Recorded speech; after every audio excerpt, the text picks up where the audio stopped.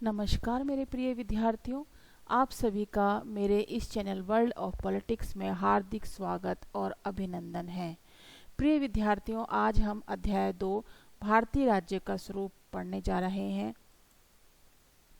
प्रिय विद्यार्थियों, आप सभी को विदित है कि 1947 में भारत को स्वतंत्रता प्राप्त हुई और द्वितीय विश्व युद्ध के बाद करीब करीब एशिया, अफ्रीका और दक्षिण अमेरिका के सभी देश स्वतंत्रता प्राप्त कर चुके थे। इन्हें विकासशील राष्ट्रों के नाम से जाना जाता है।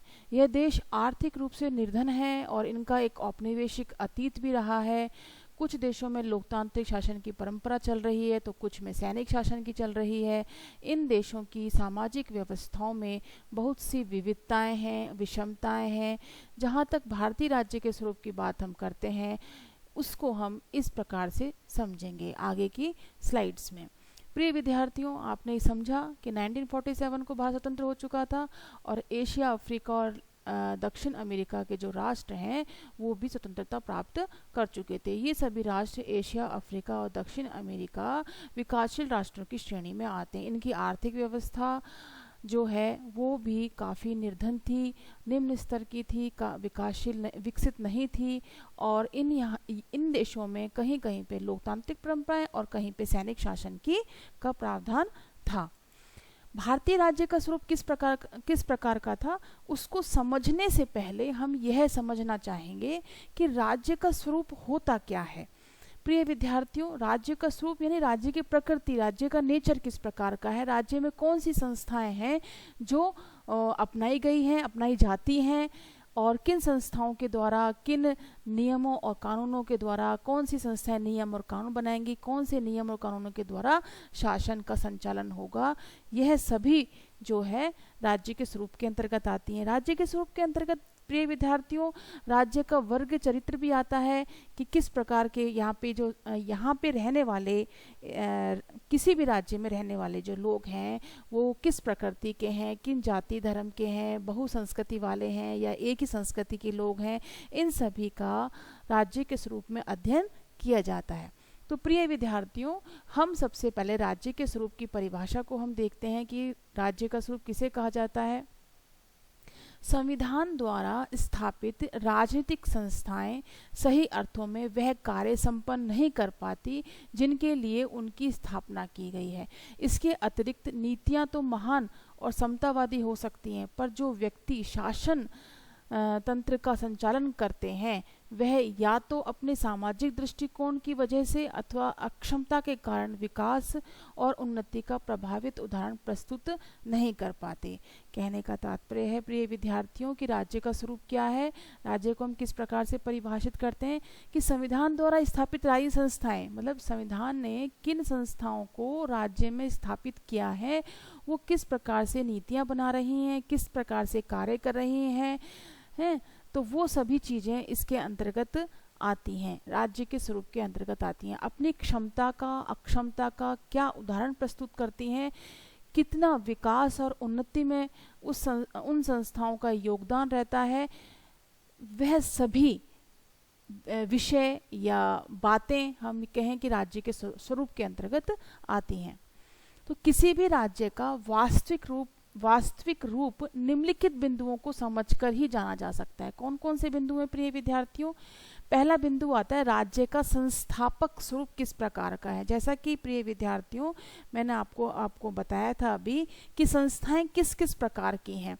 जैसे कि अगर हम माने कि राज्य के स्वरूप में संस्थाएं लोकतांत्रिक हैं कि अलोकतांत्रिक हैं। लोकतांत्रिक हैं तो साम्यवादी हैं, सत्तावादी हैं, संसदीय हैं, अध्यक्षीय हैं, किस प्रकार की शासन प्रणाली है, कार्यपालिका अत्यधिक महत्वपूर्ण है, यह न्यायपालिका सर्वे सर्वा है, ये सैनिक शासन, ये सैनिक तंत्र अत्यधिक महत्वपूर्ण है। इन सभी की चर्चा जो है राज्य का संस्थापक स्वरूप के अंतर्गत की जाती है। कहने का तात्पर्य प्रिय विद्यार्थियों यह है कि जिस राज्य के स्वरूप का अगर हम अध्ययन कर रहे हैं उस राज्य के स्वरूप में संस्थाएं किस प्रकार की हैं, संसदात्मक हैं या अध्यक्षात्मक हैं। कार्यपालिका अधिक सर्वोच्च है या अध्यक्षात्मक में अध्यक्ष यानी राष्ट्रपति की अधिक सर्वोच्चता है, इन सभी का अध्ययन किया जाता है। इसके बाद प्रिय विद्यार्थियों आता है राज्य का वर्गीय चरित्र कैसा है। वर्गीय चरित्र से क्या अभिप्राय है प्रिय विद्यार्थियों कि राज सत्ता को चलाने वाले लोग किस तरह के हैं, क्या वे व्यक्ति समाज के व्यापक हित में निर्णय लेते हैं या संसद सदस्यों, मंत्रियों और प्रशासक वर्ग की सामाजिक आर्थिक पृष्ठभूमि किस प्रकार की है, क्या वे सच्चे अर्थों में देश की जनता और उसके हितों का प्रतिनिधित्व करते हैं।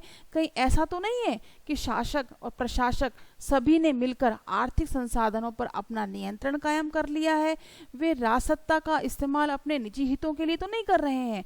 तो इस प्रकार से राज्य का वर्गीय चरित्र जो राज्य को चला रहा है उन संस्थाओं का या सदस्य गणों का, मंत्रियों का चरित्र किस प्रकार का है, वो किस सामाजिक आर्थिक पृष्ठभूमि से निकलकर आए हैं, क्या वे अपने स्वयं के हितों को ज़्यादा प्रोत्साहन देते हैं या जनता के हितों को अधिक प्रोत्साहन देते हैं, जनता के विकास के लिए, राज्य के विकास के लिए कार्यरत हैं।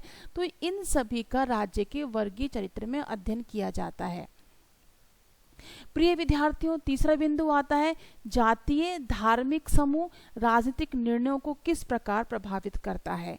जातीय और धार्मिक समूह राजनीतिक निर्णयों को मतलब राजनीति के अंतर्गत यानी सत्तारूढ़ दल जो है या सत्तारूढ़ सरकार जो है उसको जाति और धर्म किस प्रकार से प्रभावित करते हैं, इसका भी राज्य के स्वरूप में अध्ययन किया जाता है। हमारे संविधान निर्माताओं की यह सोच थी कि किसी भी व्यक्ति को इग्नोर नहीं किया जाए, उसको दूर नहीं रखा जाए, सभी के लिए सभी प्रकार की व्यवस्थाएं भारतीय संविधान में की गई हैं। लोकतांत्रिक प्रणाली जो हर जाति और मजहब के हितों की सुरक्षा करती है, इस लोकतांत्रिक प्रणाली को अपनाया। जाति और मजहब के नाम पर यानी धर्म के नाम पर यदि इस कदर संकीर्णता बढ़ जाएगी तो देश की एकता को खतरा भी पैदा हो सकता है। तो प्रिय विद्यार्थियों, अगर जाति और धर्म के आधार पर राजनीतिक सत्ता या सत्तारूढ़ दल या सत्तारूढ़ सरकार जो है अगर धर्म और जाति के आधार पर निर्णय करती है, नियम निर्माण करती है, कानूनों का निर्माण करती है, तो वह संस्था लोकतांत्रिक हो ही नहीं सकती है, वह संस्था अलोकतांत्रिक ही रहेगी। इसलिए भारतीय संविधान निर्माताओं ने हमारे राज्य के स्वरूप को निर्धारित करने के लिए लोकतांत्रिक संस्था को अपनाया है और सभी जाति और धर्मों को समान सहभागिता दी है। इसके बाद आता है प्रिय विद्यार्थियों, अर्थव्यवस्था के विकास के लिए राज्य ने कौन सी प्रणाली चुनी है। प्रिय विद्यार्थियों, अर्थव्यवस्था के विकास के लिए दो प्रकार की प्रणाली होती है, एक तो पूंजीवादी प्रणाली और एक समाजवादी प्रणाली। पूंजीवादी प्रणाली को उदारवादी प्रणाली भी कहा जाता है। तो भारत ने किस प्रणाली को अपनाया है, उदारवाद को या समाजवाद को। हमारा भारत का संविधान दोनों ही प्रकार की प्रणालियों को अपनाता है, जिसे हम कहते हैं मिश्रित अर्थव्यवस्था। वह उदारवाद को भी अपनाता है और वह समाजवाद को भी अपनाता है। तो इस प्रकार से उसने मिश्रित अर्थव्यवस्था को अपनाया है। मिश्रित अर्थव्यवस्था के अंतर्गत उदारवाद में निजीकरण का बोलबाला रहता है और समाजवाद में सरकारी तंत्र का अधिक बोलबाला रहता है। कहने का तात्पर्य यह है प्रिय विद्यार्थियों कि उद्योग धंधे निजी भी होते हैं और उद्योग धंधे वो हैं जो सरकारी भी होते हैं। तो कुछ क्षेत्रों में सरकार का नियंत्रण है तो कुछ क्षेत्रों में निजीकरण का यानी कि प्राइवेटाइजेशन का नियंत्रण है।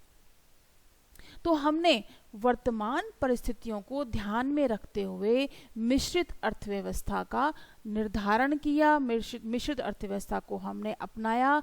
इसलिए हमारी जो अर्थव्यवस्था है विकास के लिए भारत राज्य की, वो मिश्रित अर्थव्यवस्था है। लेकिन अगर यदि हम किसी अन्य राज्य के स्वरूप के बारे में अध्ययन करते हैं तो हमें क्या ध्यान रखना होगा कि हमें यह ध्यान रखना होगा कि अध्ययन करते समय कि वहाँ की अर्थव्यवस्था किस प्रकार की है, उसका विकास का जो दृष्टिकोण है या विकास की जो नीति है वो किस पर आधारित है, उदारवाद पे आधारित है कि समाजवाद पे आधारित है।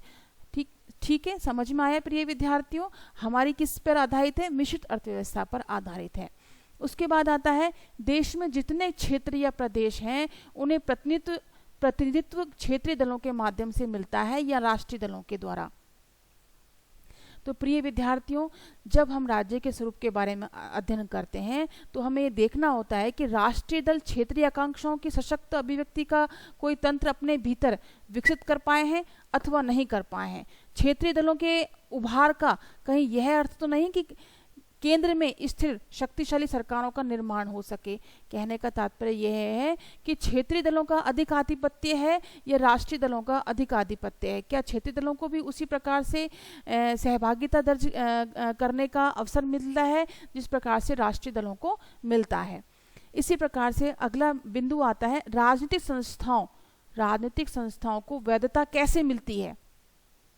कैसे मिलती है मतलब वैधता मतलब कि कानूनी रूप से, मतलब जनता के द्वारा स्वीकृति और कानूनी रूप से स्वीकृति किस प्रकार से मिलती है राजनीतिक संस्थाओं को। अगर उन राजनीतिक संस्थाओं को जनता सहर्ष स्वीकार करती है तो अर्थात क्या इसका अर्थ निकलता है कि वह संस्था वैध है, जनता की सहमति उसे मिल जाती है तो वैध है। अपनी सत्ता को वैध या उचित सिद्ध करने के लिए शासक वर्ग समय समय पर चुनाव कराता है और जन समर्थन हासिल करने के लिए शासक वर्ग भ्रामक प्रचार कर्तव्य का सहारा लेता है या नहीं लेता है, दोनों ही बातें मद्देनजर होती हैं। क्या चुनाव समय समय पर होते हैं और होते हैं तो उसमें जो राजनीतिक दल के जो उम्मीदवार हैं वो क्या भ्रामक प्रचार कर रहे हैं, भ्रामक एजेंडा तैयार कर रहे हैं, क्या वो हमारी नीतियों को पूरा कर पाएंगे या नहीं कर पाएंगे? इन सभी चीज़ों का निर्धारण अध्ययन राज्य के स्वरूप में किया जाता है। इसके बाद बात आती है, अगला पॉइंट है, क्या राज्य बिना अनुचित दबाव के अपनी अंतर्राष्ट्रीय नीतियां निर्धारित कर सकने की स्थिति में है? क्या मतलब हुआ इसका? क्या राज्य बिना अनुचित दबाव के मतलब क्या हमारा राज्य, राष्ट्रीय राज्य, वह संप्रभु राज्य है? मतलब वह आंतरिक रूप से और बाह्य रूप से अपनी अंतर्राष्ट्रीय नीतियों को, घरेलू नीतियों को और अंतर्राष्ट्रीय नीतियों को, आंतरिक रूप से तो क्या हो गया घरेलू नीतियां, कोई दबाव तो नहीं है उसके ऊपर, और बाह्य रूप से अंतर्राष्ट्रीय नीतियां कि इन दोनों ही नीतियों पर किसी अन्य सत्ता का तो कंट्रोल नहीं है, नियंत्रण तो नहीं है। अर्थात क्या हमारा राज्य संप्रभु राज्य तो है, हमारा राज्य अपने राष्ट्रीय हितों को सर्वोपरि रखते हुए क्या इस प्रकार की वैदेशिक नीति का निर्माण करता है जो कि अंतर्राष्ट्रीय स्तर में संप्रभुता को प्रदर्शित करती है या हमारे दूसरे देशों के साथ अंतर्राष्ट्रीय संबंधों को प्रदर्शित करती है। तो इस प्रकार से प्रिय विद्यार्थियों, हम इन बिंदुओं के आधार पर राज्य का संस्थापक स्वरूप किस प्रकार का है, वर्गीय चरित्र किस प्रकार का है, जातीय धार्मिक समूह का राजनीतिक निर्णयों पर प्रभाव पड़ता है या नहीं पड़ता है, कितना पड़ता है, अर्थव्यवस्था का विकास क्रम क्या है, मिश्रित है या उदारवाद है या समाजवाद है, किस प्रकार का है, देश में क्षेत्रीय दलों की क्या स्थिति है, राष्ट्रीय दलों की क्या स्थिति है, उनका प्रतिनिधित्व किस प्रकार से प्रदर्शित होता है, राजनीतिक संस्थाओं को क्या वैधता प्राप्त है तो क्या उसके द्वारा, राजनीतिक संस्थाओं के द्वारा बनाए गए जो नियम कानून है जनता उसको स्वीकार करती है या नहीं करती है। फिर उसके उपरांत आता है कि क्या बिना अनुचित दबाव के अपनी अंतर्राष्ट्रीय नीतियों को निर्धारित कर सकने की स्थिति में है। अर्थात जिस राष्ट्र के राज्य के स्वरूप के बारे में हम चर्चा कर रहे हैं या बात करने जा रहे हैं, क्या वह संप्रभु राष्ट्र है। तो प्रिय विद्यार्थियों, आज हमने ये जानने का प्रयास किया कि राज्य का स्वरूप क्या होता है। इसके बाद अगले वीडियो में हम यह जानने का प्रयास करेंगे कि भारतीय राज्य के स्वरूप के बारे में अलग अलग विचारधारा वाले लोग क्या क्या अपने विचार रखते हैं। प्रिय विद्यार्थियों, यदि अभी तक आपने मेरे इस चैनल को सब्सक्राइब नहीं किया है तो प्लीज़ सब्सक्राइब कीजिए, लाइक कीजिए, शेयर कीजिए। धन्यवाद।